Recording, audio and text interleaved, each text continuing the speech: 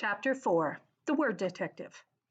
It was a beautiful September afternoon. Bright sun, cool breeze, blue sky, but not for Nick.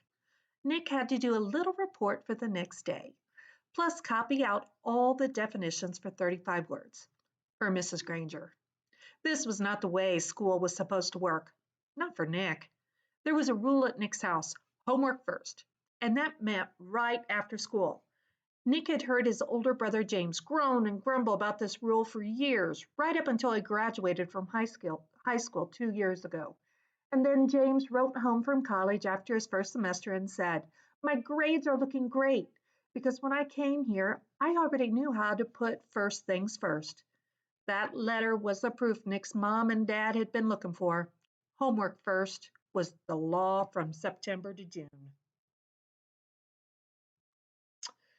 Homework first. This had never bothered Nick before because he hardly ever had homework. Oh, sure, he looked over his spelling words on Thursday night, and there had been a few short book reports in fourth grade, but other than that, nothing. Up to now, schoolwork never spilled over into his free time. Thanks to Mrs. Granger, those days were gone.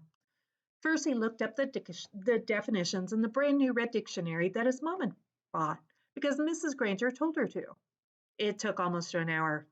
He could hear a baseball game in John's yard down the street, yelling and shouting, and every few minutes the sharp crack of a bat connecting with a pitch. But he had a report to do for Mrs. Granger. Nick looked at the very front of the dictionary. There was an introduction to the book called Words and Their Origins. Perfect, Nick thought. It was just what he needed to do his report. It would be all over in a few minutes. Nick could already feel the sun and the breeze on his face as he ran outside to play. Homework all done. Then he read the first sentence from the introduction. Without question, this modern American dictionary is one of the most surprisingly complex and profound documents ever to be created, for it embodies unparalleled etymological detail, reflecting not only superb lexicographic scholarship, but also the dreams and speech and imaginative talents of millions of people over thousands of years. For every person who has ever spoken or written in English has had a hand in its making. What? Nick scratched his head and read it again. And then again. Not much better. It was sort of like trying to read the ingredients on a shampoo bottle. He slammed the dictionary shut and walked downstairs. Nick's family did a lot of reading, so bookshelves covered 3 of the 4 walls in the family room. There were 2 sets of encyclopedias. The black set was for grown-ups and the red set was for kids. Nick pulled out the D volume from the red set and looked up dictionary.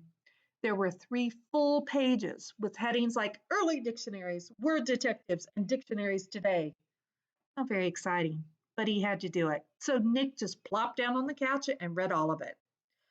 When he was finished with the kids' book, he opened up the black encyclopedia and read most of what it said about dictionaries too. He understood only about half of what he read. He leaned back on the couch and covered his eyes with his arm, trying to imagine himself giving a report on all this boring stuff. He'd be lucky to have 3 minutes worth. But because Nick was Nick, he suddenly had an idea, and it brought a grin to his face. Nick decided that giving this report could actually be fun. He could make it into something special. After all, Mrs. Granger had asked for it. Chapter 5. Remember, I said we're going to do 2 chapters now. The report. By lunchtime the next day, Nick had a bad feeling in the pit of his stomach. 7th period was coming. He was going to have to stand up in front of Mrs. Granger's class. The eyes of everyone in the class would be glued to his face, and Mrs. Granger's eyes would be cranked up to maximum punch power. He looked over his notes again and again. The first English dictionary, the growth of the English language, William Shakespeare, words from French and German, new words, old words, new inventions, Anglo-Saxon words, Latin and Greek roots, American English. It all became a big jumble in his mind, and his grand plan from the night before, in the harsh fluorescent light of the school day, seemed impossible. What is it with the clocks in school? When you're planning to go to the carnival after school, the clocks in every class practically run backward and the school day lasts for about 3 weeks. But if you have to go to the barber or go shopping for clothes after school, zip, the whole day is over before you can blink. And today, after lunch, periods 5 and 6 went by in 2 ticks. As the seventh period bell rang, Mrs. Granger walked into the classroom, took 4 steps to her desk at the side of the room, flipped open her attendance book, glanced out at the class, and made 2 little check marks. Then, looking up at Nick, she said, I think we have a little report to begin our class today. Nicholas? 15 seconds into seventh period, and Nick was on stage. This lady plays for keeps, thought Nick. He gulped, grabbed his crumpled note cards and his book bag, and walked to the front of the room. He stood next to the giant dictionary on its little table, and Mrs. Granger walked to the back of the classroom and sat primly on a tall stool next to the bookcases. She was wearing her blue uniform. Taking a deep breath, Nick began. Well, the first thing I learned is that the first English dictionary, Mrs. Granger interrupted. Excuse me, Nicholas, but does your report have a title?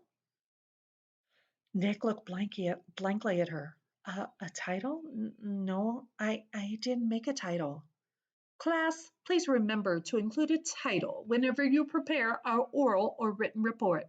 Now, please go on, Nicholas. And she smiled and nodded at him. Nick began again. Looking right at Mrs. Granger, he said, The dictionary. A couple of kids thought that was funny, but Nick played it straight and just kept talking. A lot of people think that the first English dictionary was put together in the 1700s by a man named Samuel Johnson. He lived in London, England. He was real smart and he wrote a lot of books. And he wanted all the other smart people to have a good dictionary to use, so he made one. But there were other dictionaries before his. The thing that was different about Johnson's dictionary was its size. First of all, he had over 43,000 words in it. The class made a bunch of noise at that big number, ooh, and whoa, and stuff like that. And Nick lost his concentration. He glanced at Mrs. Granger, expecting to see those eyes drilling a hole in him. They weren't. They were almost friendly, in a teachery kind of way. She hushed the class and said, Come on, Nicholas, that's a fine beginning. Nick almost smiled, but he saw all the kids staring at him, so he gripped his note cards even tighter and jumped back in. The other thing that Samuel Johnson did that was special was to choose the words he thought were most important and then give lots of examples showing how the word got used by people. For example, he showed how the word take could be used in 113 different ways. Nick's report went on smoothly for 12 minutes. Nick was surprised at how easy it was to stand there and talk about this stuff. At the end of the first 5 minutes, Mrs. Granger had to stop Nick again to say, Class, it is not good manners to yawn out loud or to put your heads down on your desks when someone is giving an oral report. No one in the class cared one little bit about the report, except Mrs. Granger. Every time Nick glanced up, she was smiling, and her eyes were not the least bit icy or sharp. She was eating this stuff up, listening and nodding, and every once in a while she would say, Very good point, or Yes, that's exactly right. But the next time Nick looked up, he saw Mrs. Granger sneaking a look at her watch. 18 minutes gone. Maybe his idea was going to work after all. Time for phase two. Reaching into his book bag, Nick pulled out the red dictionary he had brought from home, and one of the kids had, most kids had, and Mrs. Granger said they should use. Nick said, This is a dictionary that I use at home for my vocabulary work, and I opened it up last night to the very front, and right there I found out a lot about how the dictionary was made, right in this book. So I thought some of the ideas would be good as part of my report. It says here, Nicholas. Nick looked up. Mrs. Granger got off her tall stool, and its wooden legs made a screech on the linoleum. Head snapped to attention, and the class was alert again. Mrs. Granger smiled, raised her eyebrows, and pointed at her watch. Nicholas, I think the class should read that at home themselves. Now, John's hand went up in the air, and at Mrs. Granger's nod, he said, But I don't have that dictionary home, Mrs. Granger. I have the blue one. And several other kids immediately said, Me too. Mrs. Granger tried not to show that she was annoyed.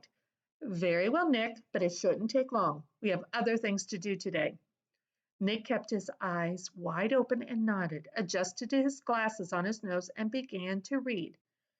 Without question, this modern American dictionary is one of the most surprisingly complex and profound documents ever to be created, for it embodies unparalleled etymological detail, reflecting not only superb lexicographic scholarship, but also the dreams and speech and imaginative talents of millions of people over thousands of years.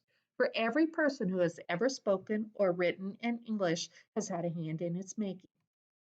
It was a long article, and the kids were bored to death, but no one looked bored at all. Every kid in the room knew now that the report period was more than half over, and that Nick's report wasn't just a report. It was one of the greatest time wasters he had ever invented. Mrs. Granger knew it too. She had edged around from the back of the room to the side or near the windows. Nick glanced up to her now and then as he read, and each time Mrs. Granger's eyes clicked up to a new power level. After 8 minutes of Nick's best nonstop reading, her eyes were practically burning holes in the chalkboard behind him. There were only 10 minutes left in seventh period. When he took a breath to start a new paragraph, Mrs. Granger cut him off. That's a fine place to stop, Nicholas. Class, let's all give him a round of applause for his report. The applause didn't last long. As Nick took his book bag and notes and sat down, Mrs. Granger's eyes went back to almost normal, and she actually smiled at him. Although your report was a little long, she paused to let that sink in. It was quite a good one. And isn't it fascinating that English has more different words than any other language used anywhere in the world? She pointed to her large dictionary. That one book contains the definitions of more than 450,000 words. Now, wasn't I right, Nicholas? All this will mean so much more since you learned about it on your own.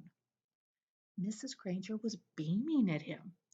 Nick sank lower in his chair. This was worse than writing the report, worse than standing up to give it.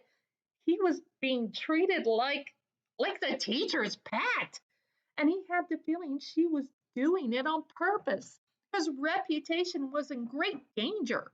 So he launched another question.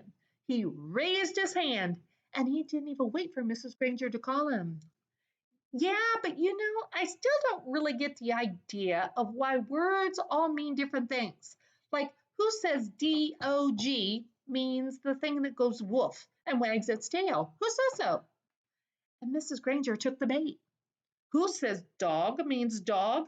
You do, Nicholas. You and I and everyone in this class and in this school and this town and this state and this country.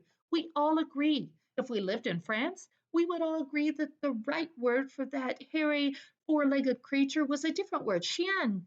It sounds like chien, but it means what DOG means to you and me. And in Germany, they say Hund, and so on, all around the globe. But if all of us in this room decided to call that creature something else, and if everyone else did too, then that's what it would be called. And one day it would be written in the dictionary that way. We decide what goes in that book. And she pointed at the giant dictionary, and she looked right at Nick and smiled again.